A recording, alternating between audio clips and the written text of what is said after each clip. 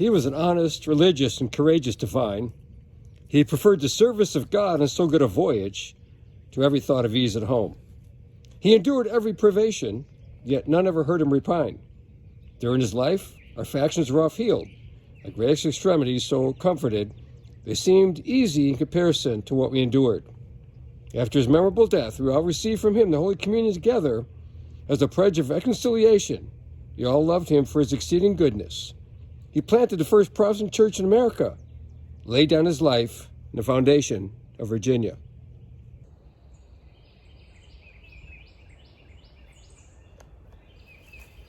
Well, members of the Jamestown colony left this testimony concerning the Reverend Hunt etched in the walls of time. He was an honest, religious, and courageous divine. He prepared the service of God in so good a voyage to every thought of ease at home. He endured every privation, yet none heard him repine. During his life, our factions were off-heeled, our greatest extremities so comforted, they seemed easy in comparison with what we endured. After his memorable death, we all received from him the Holy Communion together as a pledge of reconciliation. We all loved him for his exceeding goodness. He planted the first Protestant church in America and laid down his life in the foundation of Virginia. Well, these words taken at least in part from the writings of John Smith, who described the beginning of the voyage of these Jamestown settlers. He says this: on the 19th of December, 1606, we set sail from Blackwall, but on prosperous winds were kept 6 weeks in the sight of England, all which time Mr. Hunt, our preacher, was so weak and sick that few expected his recovery. Yet although we were 20 miles from his habitation, the time we were in the Downs, and notwithstanding the stormy weather, not the scandalous imputations of some few, little better than atheists, of the greatest rank among us, suggested against him all this could never force from him so much as seeming desire to leave the business, but preferred the service of God, and so good a voyage. Any affection to contest with his godless foes, whose disastrous designs, could they have prevailed, had even then overthrown the business. So many discontents did then arise. Had he not with the water of patience and his godly exhortations, but chiefly by his true devoted example, quenched those flames of envy and dissension. Oh, my brethren, good morning from Jamestown. We saw last week, from the very beginning of this voyage, the instructions from the Virginia Company to the settlers of Jamestown. To obtain good success, they said, to be of one mind, and that would be the mind of Christ, where they could serve and fear God, the giver of all goodness. Being of one mind, my brethren, one mind, that being the mind of Christ. That provided them for a solid foundation to build on, that rock being Jesus Christ. Well, they would certainly then fear God and faithfully serve him, and thus obtaining here at Jamestown good success. But we saw, my brethren, from the very beginning of this voyage, there was strong opposition. People described by Smith as godless foes, directed opposition against the man of God, the Reverend Hunt. And they came against him in force when he was sick and weak to the point of near death. Now, he just survived the journey, my brethren, but his trials did not end there. No, it was evident that after they settled at Jamestown, that the envy and dissension would continue. Now, when being omitted from the council, Smith again, who made these comments, he said, many, he writes, were the mischiefs that daily sprung from their ignorant yet ambitious spirits. But the good doctrine and exhortation of our preacher, Mr. Hunt, reconciled them, and he caused Captain Smith to be admitted to the council. If dissension from the fellow settlers weren't enough to endure, my brethren. There were ever trials that would have caused the most persistent and well-meaning person to think about giving up the cause. But not with the Reverend Hunt, my brethren. See, after an accidental fire broke out in the fort on January 1608, it says, which burned the palisades with their arms, bedding, apparel, and many private provisions. John Smith wrote these words. Good Master Hunt lost all his library, and all that he had but the clothes on his back. Yet none did ever hear him repine at his loss. None heard him complain, my brethren, about his loss. The Reverend Hunt survived the voyage, persevered while maintaining a man of peace through dissension and envy. Lost all the clothes, lost everything but the clothes on his back, but he remained steadfast to the cause. All this could never force him so much as seeming desire to leave the business, but preferred the service of God in so good a voyage. Oh, my brethren, the Jamestown colony was just getting started. Within the first year of the settlement, Reverend Hunt passed away. He passed away, my brethren, he passed away, but his legacy remained. See, Smith went on to write this. He said, we had daily common prayer, morning and evening, every Sunday, 2 sermons. Every 3 months, the Holy Communion, till our minister died. But our daily prayers, our prayers daily, with a homily on Sundays, we continued 2 or 3 years after, till more preachers came. Oh, my brother, look into the scriptures this morning. The Bible speaks about a man who faced opposition and dissension, and yet remained steadfast and he persevered in the midst of his trial. That man being Nehemiah. And we see this from Nehemiah chapter 1, starting in verse 2, that Hanani, one of my brethren, came, he and certain men of Judah. I asked them concerning the Jews that escaped, which were left of captivity, and concerning Jerusalem. They said unto me, the remnant that are left of the captivity there in the providence are in great affliction and reproach.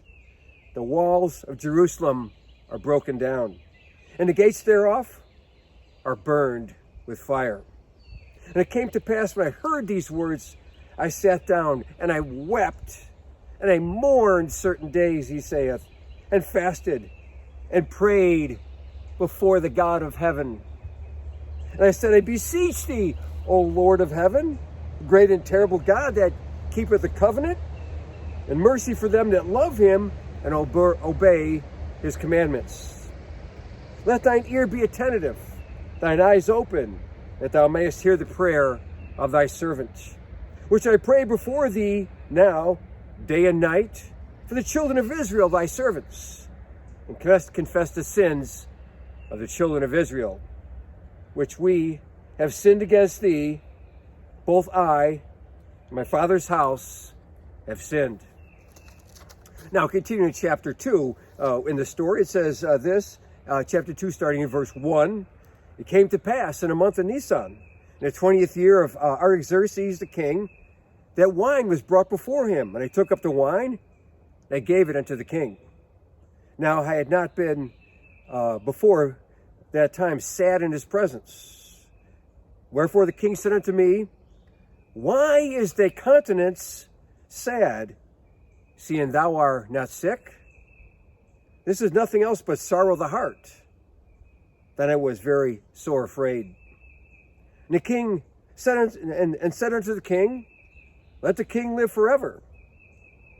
Why should not my countenance be sad, when the city, the place of my father's sepulchres, lie waste, and the gates thereon are consumed with fire? And the king said unto me, for what thou thus make request? So I prayed unto the God of heaven, and I said unto the king, if it please the king, if thy servant have found favor in thy sight, that thou wouldst send me unto Judah, unto the city of my father's sepulchres, that I may rebuild it. The man, Nehemiah, held captive in Persia, heard that the walls of Jerusalem had been destroyed. He sat down and wept. In more uncertain days, he fasted and he prayed before the God of heaven and confessed the sins of the children of Israel, which we have sinned against thee, he says. Both I and my father's house have sinned. And I went to the king and asked to return to Jerusalem to help rebuild the walls. Being that God is merciful, my brethren, forgiving, and he's just, and it being in the service of God and so good a voyage, God showed favor. The king granted permission for Nehemiah to return to Jerusalem. But let us be clear, my brethren, anything done in the service of God in so good a voyage will bring about opposition. Will certainly, my brethren, bring about opposition. See, continue in chapter 2, we find this. And the rulers knew not whither I went, or what I did. Neither had I as yet told the Jews, nor the priests, nor the nobles, nor the rulers, nor the rest that did the work. Then I said unto them, Ye see the distress we are in, how Jerusalem lying waste. The gates thereof are burned with fire. Come, let us build up the walls of Jerusalem, that we may no more be a reproach. And I told them of the hand of my God, which was good upon me, and also the king's words which he had spoken to me. And they said, Let us rise up and build. So they strengthened their hands for this good work. But when Sanballat, the Horonite, and Tobiah, the servant, the Ammonite, the Geshem, and Arabian, heard it, they laughed us to scorn and despised us and said, What is this thing that you do? Will ye rebel against the king? Then answered I them and said unto them, The God of heaven, he will prosper us. Therefore we, his servants, will arise and build. But ye have no portion, nor right, no memorial in Jerusalem. Now, in a similar fashion, as the Reverend Hunt was aboard ship, making his way to what would become known as Jamestown, Nehemiah continued on the journey he had set out for. Not the scandalous imputations of some few little-bit-of atheists, the greatest rank among us, suggested against him. All this could never force him so much as seeming desire to leave the business, but preferred the service of God and so good a voyage. Well, the work on rebuilding the walls, my brethren, of Jerusalem began in the midst of this opposition. Nehemiah chapter 4, starting in verse 2, says this, or verse 1. But it came to pass when Sanballat heard we had builded the wall, he was wroth and took great indignation. And he mocked the Jews. And he spake before his brethren, the army of Samaria, and he said, What do these feeble Jews do? Will they fortify themselves? Will they sacrifice? Will they make an end in a day? Will they revive the stones that are the heaps of rubbish which are burned? Now Tobiah the Ammonite was with him, and he said, Even that which they build, if a fox go up, he says, he shall even break down their stone wall. So built we the wall. All the wall was joined together until half thereof, for the people had a mind to work. Well, the work continued, my brethren, in strong opposition. But the enemies of God will use any tactic, any deceptive, dirty tactic necessary to try and stop you and I from the service of God. And certainly this was the case with Nehemiah.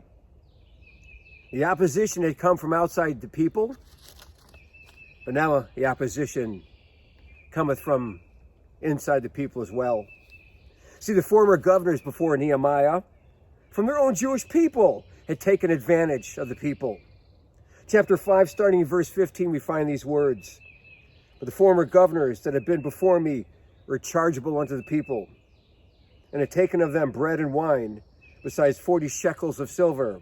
Yea, even their servants bear rule over the people.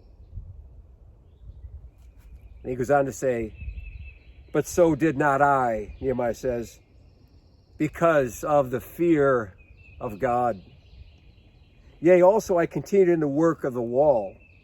Neither bought we any land, and all my servants were gathered thither unto the work. See, Nehemiah's response was to tell the leaders to stop taking advantage of the people. And from the text here we see Nehemiah himself did not lord his position as governor over the people as the previous governors had done.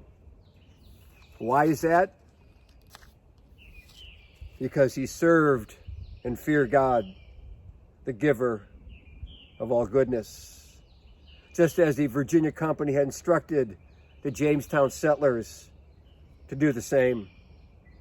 Well, what else did Nehemiah do? He continued the work on the wall. All this could never force him so much as seeming desire to leave the business, but he preferred the service of God in so good a voyage. Oh, my brethren, Scripture goes on to say this. The wall was finished in the 25th day of the month of Elul in 52 days. And it came to pass that all our enemies heard thereof. All the heathen that were about us saw these things. They were much cast down in their own eyes, for they perceived that this work was wrought out in God. My brethren, in the service of God, opposition will certainly come your way. But as with the Reverend Hunt, as well as Nehemiah, all this could never force them from so much as seeming desire to leave the business. They preferred the service of God in so good a voyage. Well, the Reverend Hunt, my brother, he died within the first year of the settlement here at Jamestown. But he left an indelible mark that carries on even to today, etched in the walls of time at Jamestown. After his memorable death, we all receive from him the Holy Communion together as a pledge of reconciliation, for you all loved him for his exceeding goodness. He planted the first Protestant church here in America. He laid down his life in the foundation of Virginia. Amen.